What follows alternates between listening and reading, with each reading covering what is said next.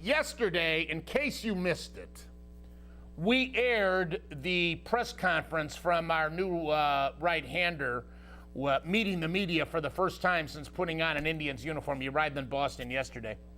And he was peppered with questions, and the room was filled with mostly media members from Boston or New York, because they just went up the coast from New York and to attend this press conference.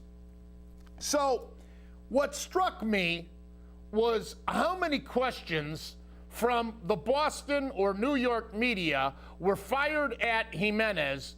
And here's just a short example, in case you weren't with us yesterday and missed it. Here's a short example, or sample, if you will, of the kind of questions that the Boston and the New York media were asking our young right-hander. All right, let's hear it.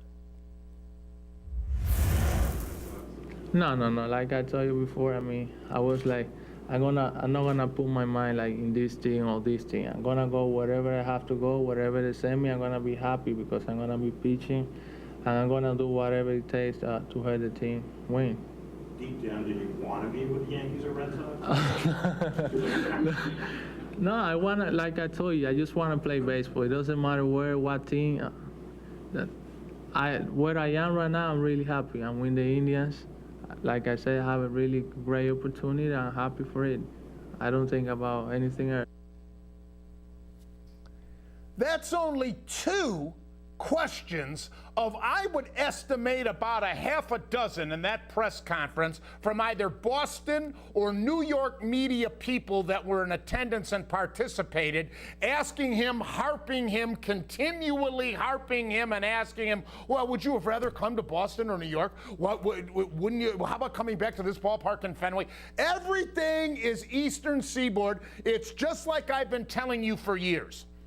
They have a mentality there that the whole country is focused on them. Everybody has to know in the country, and the perfect example is every morning when you wake up, check out the Today Show, Good Morning America, or the Early Show, and all three of those shows, every single morning, well, it's raining in New York, or it's beautiful in New York, it's beautiful in New York, we're doing this in New York, Central Park in New York, we're doing this in everything. They must think, and they do think, they do think that all of us everywhere else in the country we can't get through our day. We cannot function. We cannot get through our day unless we know that what's going on in New York and what the weather is like in New York and what the mentality is in New York and how they should tell us to think politically in New York. It's unbelievable. It's called brainwashing is what it is. That's the most common word in our dictionary that is apropos. It's called brainwashing. Like you said, they took over 6 minutes of our welcome to Cleveland press conference. Like you said, well, what's it like being back in Boston? Well, okay, great. He's not even pitching in the series. He's just here to do a press conference before leaving and heading off to Texas. You could ask him, oh, so what do you think about the 106-degree temperature you're going to have to pitch in tomorrow, instead of, well, welcome back to Boston. But you really wish you were a Yankee or a Red Sox. Yeah. They kept harping on it. It was driving me nuts. But you know what? I hate to say this. I really do. I really hate to say this. But I think the dumbest question that was asked of Ubaldo yesterday, in case you missed it, was by our own Paul Hoynes of the Cleveland Plain Dealer, who is the beat writer for 80 years covering the Indians. And I love Hoynesy. But he asked Jimenez, listen, have you thought about your option year? The Indians, you had a club option in Colorado in 2014. And, have you thought about whether you... Give the kid a break, Hoynesy.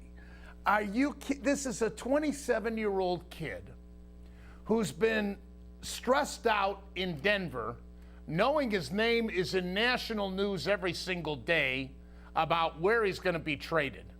Then he gets the word before he's supposed to start. Tracy, for whatever reason, sends him out there to pitch, knowing that he's been traded. And they claim that the deal wasn't official. Bull. They knew.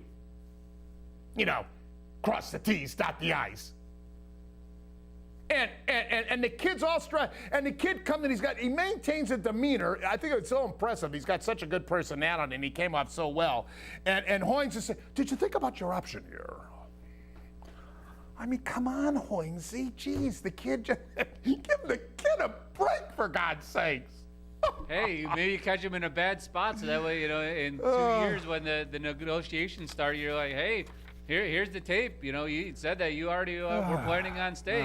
You got to think, what a 4.5 hour flight from Arizona off to Boston. You know, he had some time to think about it. The plain dealer is working Hoynes like such a slave because he's doing the internet stuff now. He's tweeting, he's blogging, he's doing everything else. They're working him to death. Maybe he's starting to lose it.